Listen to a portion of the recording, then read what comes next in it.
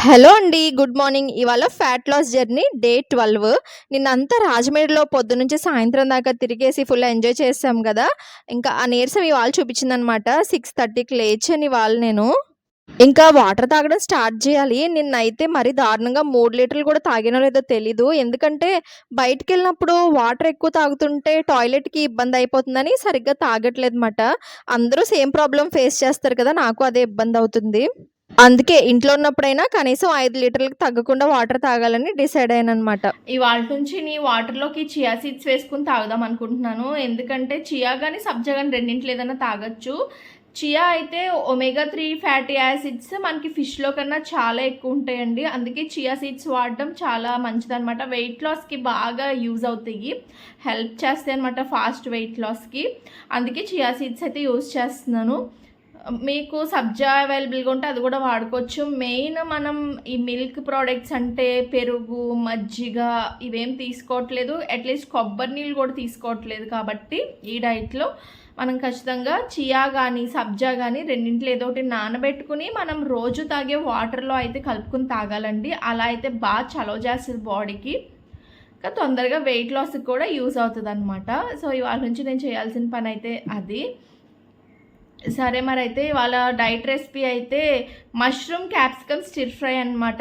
ఆ రెసిపీని కూడా చూసేయండి. డైట్ రెసిపీ మనకి తినడానికి ఫ్రై టైప్లో ఉండి గ్రేవీలా ఉండదు. మనకి నార్మల్గా తినడానికి అయితే చాలా బాగుంటుంది. సో ఆ రెసిపీ ఏంటో చూసేద్దాము. ఎగ్ గానీ, నాన్ వెజ్ గానీ తినని వాళ్ళు ఇలా ప్రోటీన్ కంటెంట్ ఉన్న డిషెస్ తీసుకోవాలంటే మష్రూమ్ బెస్ట్ ఆప్షన్ అనమాట. మరి ఆ మష్రూమ్ క్యాప్సికమ్ స్టిర్ ఫ్రై ఎలా చేయాలో చూసేద్దామా? మష్రూమ్స్ నీళ్ళలో వేసి కడిగి పెట్టుకోవాలి. ఇంకా క్యాప్సికమ్‌ని ఇలా ముక్కలుగా చేసుకొని మష్రూమ్స్ కూడా హాఫ్‌కి చేసి తరిగి పెట్టుకోవాలి ముక్కలుగాను. ఇంకా ఇందులోకి వెల్లుల్లిపాయలు రేఖలు ఒలుచుకొని చిన్న చిన్న పీసెస్‌గా కట్ చేసి పెట్టుకోవాలి స్లైసెస్ లాగా. ఒక ప్యాన్‌లో కొంచెం ఆవు నెయ్యి వేస్తున్నాను. అందులోనే తాలింపుకి కొన్ని ఆవాలు, కొంచెం జీలకర్ర వేసి కొద్దిగా వేయించేసుకొని ఇందులోనే ముందుగా కట్ చేసి పెట్టుకున్న వెల్లుల్లి, ఇంకా ఒక 2 పచ్చిమిర్చి సన్నగా చీలికల్లా కట్ చేసి వేసుకుంటున్నాను.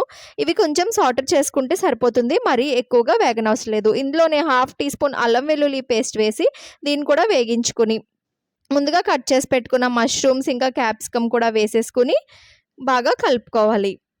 పావు టీ స్పూన్ పసుపు, ఒక టీ స్పూన్ వచ్చేసి కారం. కారం మీ టేస్ట్‌కి తగినట్టు వేసుకోవచ్చండి.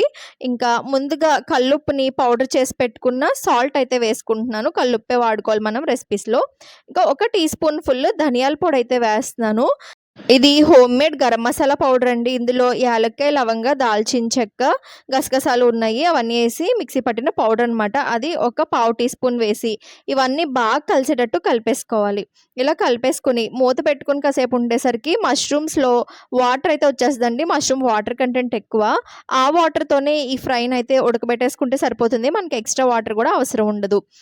100 గ్రాముల మష్రూమ్‌లో 8 గ్రాములు ప్రోటీన్ ఉంటుందండి. దాన్ని బట్టి కౌంట్ చేసుకొని మనం తీసుకోవచ్చు ప్రోటీన్ సోర్స్ అనేది. ఇంకా మనం వేసిన క్యాప్సికమ్ అయితే 0 క్యాలరీ వెజిటబుల్ అనమాట. అందుకే ఈజీగా దేనితో అన్నా బ్లెండ్ చేసేసుకోవచ్చు. బ్లెండ్ అయిపోతుంది కూడా టేస్ట్. ఏ వెజిటబుల్‌తో అయినా, చికెన్‌తో వండినా, మటన్‌తో వండినా దేనితో అయినా క్యాప్సికమ్ అయితే ఈజీగా బ్లెండ్ అయిపోతది.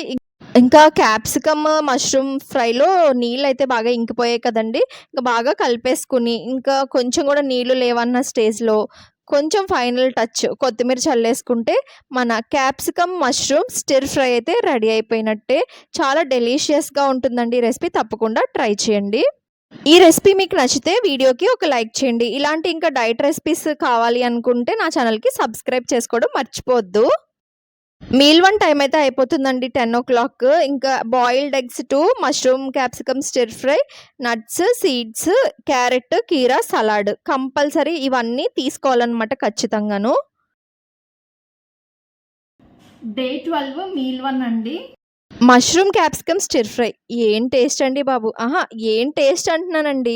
అసలు నెయ్యి ఏసి చేసుకుంటున్నాం కదా! ఆవు నెయ్యి మామూలుగా ఉండట్లేదు రెసిపీస్ అయితేని. చాలా బాగుంటున్నాయన్నమాట. ఎక్స్‌ట్రా టేస్ట్ యాడ్ చేస్తుంది ఆవు నెయ్యి అయితేని. తప్పనిసరిగా ట్రై చేయాల్సిన రెసిపీస్ అండి. డైట్‌లోనే కాదు రెగ్యులర్‌గా కూడా చేసుకోవచ్చు. నేను ఈ డైట్ అయిపోయిన ఈ రెసిపీస్ అయితే కంటిన్యూ చేస్తానేమో. నేను రెగ్యులర్‌గా చేసే రెసిపీస్ తోటి అంత టేస్టీగా, యూనిక్‌గా అనిపిస్తున్నాయన్నమాట ఈ రెసిపీస్ అన్నీని. సో, అందుకే తప్పకుండా ట్రై చేసి రెసిపీస్ ఎలా వచ్చినాయో నాకు కూడా కామెంట్ బాక్స్‌లో చెప్తే నేను కూడా హ్యాపీగా ఫీల్ అవుతానన్నమాట. ఈ రెసిపీ నాకెంత నచ్చిందంటే, మాక్సిమం నా డైట్‌లో మష్రూమ్ ఎప్పుడు తిన్నా ఇలాగే చేసేసుకునేదాన్నండి. తక్కువ సార్లు వేరేగా ట్రై చేశానన్నమాట. ఎక్కువ శాతం అయితే ఇలాగే ట్రై చేశాను. ఎందుకంటే క్యాప్సికమ్‌తో ఆ టేస్ట్ బాగా బ్లెండ్ అయ్యి సూపర్‌గా వచ్చింది. తిని మీరే చెప్తారులెండి. నేను చెప్పడం దేనికింకా. ఇంతకీ మనం తినే డైట్ స్పెషాలిటీ ఏంటంటే, మన డైట్‌లో ఫైబర్ ఉంటుంది, మ్యాక్రో న్యూట్రియంట్స్, మైక్రో న్యూట్రియంట్స్ ఉంటాయి. ఇంకా వాటిలతో పాటుగా ఎక్స్‌ట్రా ప్రోటీన్ యాడ్ చేస్తున్నాము. ఇంకా కొన్ని గుడ్ ఫ్యాట్స్ కూడా యాడ్ చేస్తున్నాం. అలా ఒక హోల్ కంప్లీట్ బ్యాలెన్స్‌డ్ మీల్ అయిందనమాట ఇది. అందుకే వెయిట్ లాస్ కూడా హెల్తీ వేలో జరుగుతుంది మన డైట్‌లో. సరే ఇంక నేను తినేస్తా. మీల్ 2లో మళ్ళీ కలుద్దాం. మీల్ 1కి, మీల్ 2కి మినిమమ్ 7 అవర్స్ గ్యాప్ ఉండేలా చూసుకోవాలండి. మీల్ 1 10కి తిన్నాం కదా! మీల్ 2 5-6 లోపు ఎప్పుడన్నా తినేయొచ్చు. ఇంకా మార్నింగ్ సేమ్ ఏం తిన్నామో ఇప్పుడు అవే అనమాట. కాకపోతే గుడ్ల మీద కొంచెం కారం చల్లుకున్నాను మామూలుగా తినలేక. అంతే మిగతాయన్నీ సేమ్ టు సేమ్.